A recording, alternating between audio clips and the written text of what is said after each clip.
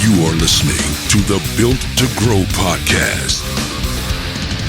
All right, welcome back to the Built to Grow podcast. I'm your host, Tim Lyons, in studio. Today, we got a little bit of a different format. You got me only today, which is cool because I have not done one of these before.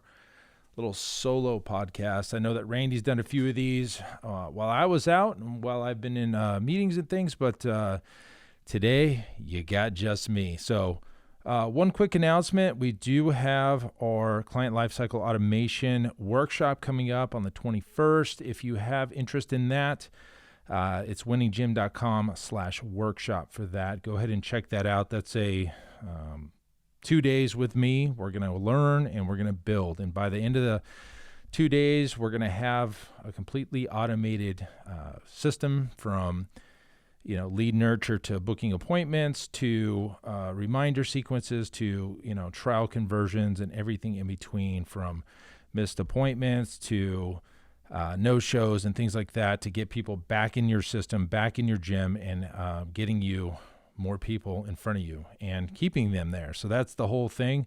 That is a system, and that is something that is going to last a lifetime for your gym. Something like this would be a system that you would have for 10 years, like we have. So be sure to check that out. It's winninggym.com/workshop. So, all right. So today's episode, guys, I want to get real. I want to get real with you guys. I want to get real with the gym owners. This is going out to the gym owners because I think this is something that doesn't get talked about all that often in this business. We get into this business, we think we're going to be, super happy and, make millions and millions of dollars and retire into the sunset with our, big mansions and things like that. But I want to get real. I want to get real because if this is something that I heard 8-9 years ago when I was first starting out, I probably would have done a lot of things different. And for those of you that are a couple years into your business, this is perfect timing for you because you need to hear this. You need to hear from somebody that's been in your shoes and still in your shoes, that's been in the grind for now. It's, gosh, I keep forgetting when our anniversary is, but it's in September. So we just passed our 11th year. We're into our 12th year of business. We've had a lot of changes, ups and downs. We've grown, we've expanded, we've moved locations, and we're actually going to be doing that again, and that's something I'm going to be talking to you about here on this show. So if I'm being honest with everybody listening, I will tell you that owning a gym is not going to make you a millionaire. I know that hurts to hear sometimes, or maybe it doesn't. Maybe you're realistic in life and you realize that, owning one brick and mortar location is not going to, help you retire for millions and millions of dollars in the bank. So as long as we get that out of the way, I think some of this other stuff is going to make a lot of sense. If you own a single location, look, you can have a good life, you can pay yourself well, and you can do well, you can do great, and you can enjoy it. And there's something to be said about enjoying what you do, because there's people wake up every single day across the world and hate what they do. They can't stand their job. They can't stand their boss. They don't get paid enough. They hate, who their clients are and all this stuff. And I would tell you, as a gym owner, typically that's not going to be the case. We really love what we do, and that makes it really, really nice, right? So that's one thing to be said. But as far as the money goes, and if you're a trainer listening to this would probably resonate with you as well. You're not going to take home tons of cash. You can, and as I do fairly well with this business. I guess I could share some of the numbers with you guys, but one gym for me isn't enough. It's going to support my lifestyle as it was, and we'll grow, and I own a home and cars, and and I do stuff, and that's all good, but it's not what I want, right? It's not the end all be all, and I don't think it's what you want either. You want enough to hopefully leave a legacy behind you, and that's kind of a theme of me and my life right now, is on changing things to focus on legacy, my daughter, leaving, helping my parents and things like that. Those are the things that are important to me. But if you can do that with several locations, and I've had the opportunity several times throughout my career to open multiple locations. I've had real estate developers come to me and want our gym in that location, or they've have to backfill something, or I've had some really good. I had one opportunity not too long. I mean, I guess it's 3 or 4 years ago now. I could have opened up a new location for zero rent. I just had to staff it, operate it, and I did a profit share with the developer. And yeah, I turned that down. And to me, it was because I didn't want to. It was mostly staffing. Like, I just don't want to build another staff. I have kind of a rock star staff here, and we're happy with it, and everything's going great. Plus, I was doing many other things as well. And so you can do very, very well in this business if you have multiple locations, but you do have to staff all those locations, and you have to have managers, and you have to have coaches across the board. And, to find good coaches, sometimes it's difficult. I mean, the people in our Iron Circle, we talk about finding coaches sometimes, and it seems to get worse every year. I don't know what it is. Either the quality of the candidate goes down, or the no-shows and all these things. It's just kind of crazy why, there's opportunities out there and people don't want them. So here's what I'm going to tell everybody. I think as long as you understand one single gym isn't going to make you millions of dollars, it's time to start looking at diversification.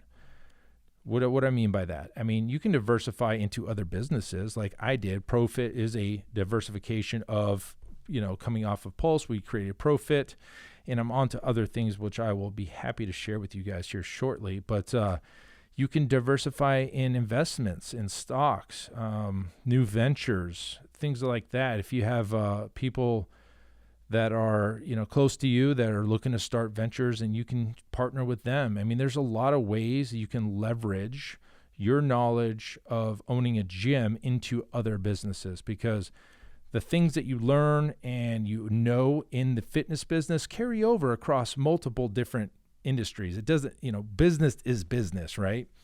And so you can take what you know and move on into other things. We coach gym owners. You could coach gym owners. I mean, that's a whole nother avenue.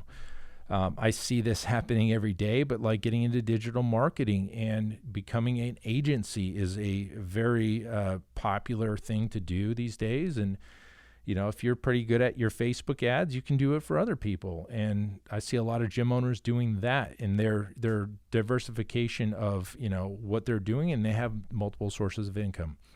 Very important. And if I look at some of the guys I look up to in this industry, they're all kind of doing the same thing as me. And it makes me, feel good that I feel like I'm doing the right things. So if I just bring up some names, you guys have heard these guys. Some of them been on our shows before, but like Todd Durkin, somebody that's been in this industry for years. He's a speaker at the Perform Better. He has a gym, but I can guarantee you he's not making millions of dollars on the gym. He's got his, other enterprise things that he does. He does retreats, and he does clinics, and he does coaching and masterminds and things like that. That's what he's doing. In Alan Cosgrove, same thing. He's got one gym, Results Fitness in California, but he does his coaching groups and his masterminds. If I look at Rick Mayo, he has this one gym, but then he created Alloy, and he created, he's got over 2,000 licensees, and he's doing franchising now for Alloy, but he has one gym. I look at Frank Nash. He has one gym. He had one gym. He just started another one not too long ago with a partner, and he does things like .fit and other things, and he's on boards of different bigger companies as a consultant and things like that.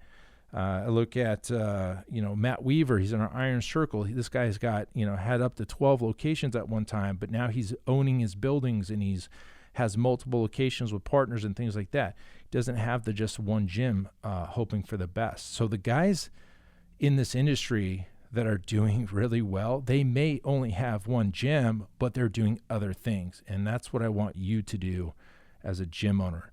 As long as your gym, your headquarters is a sound location and it's doing well, you should start looking at doing other things.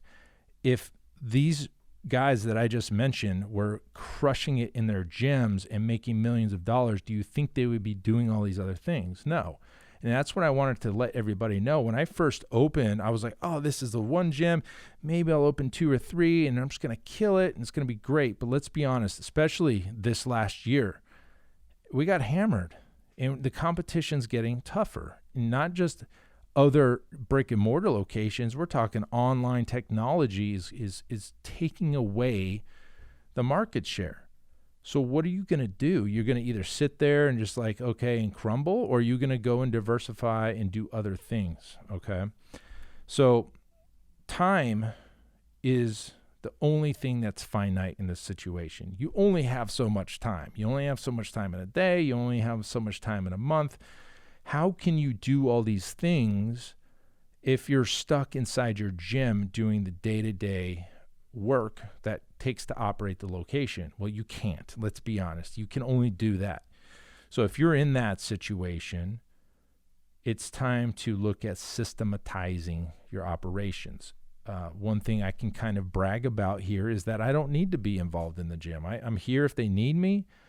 But typically, I just took 3. I could have taken off the whole month of December, but I took off pretty much 23 days of December, and everything was fine, right? Like, I don't need to be involved in the gym. It runs and operates without me. It's a great feeling. That allows me to do other things with my time. And if you look at it from that aspect, it's very important. Time is the thing that you need to know that you have to protect. If you're doing the $10 an hour job, you can't do the $150 an hour job or the $5,000 an hour job. You can't do it. So it's your time. So you have to protect your time. And if you're doing the things, like I said, the $10 an hour job, well, that's it. You can't do much else with it. So you can't leverage yourself. So it's time to put people in places, in positions, seats on the bus. We go over all of this in our coaching programs. But you have to have somebody's got to do the work, and it shouldn't be you as the gym owner. Okay. So you should have people in place that can do these things for you and they get paid, but you're off doing other things with your time.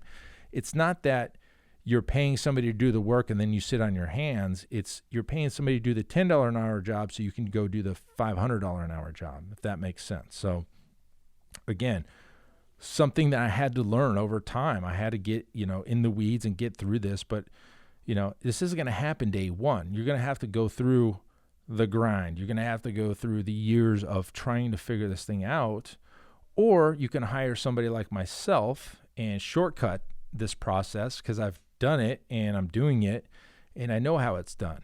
So our private client coaching is a great place to jump into, to work with us, myself and Randy, to get these systems put in place so that you can leverage your time. That's the end of the day.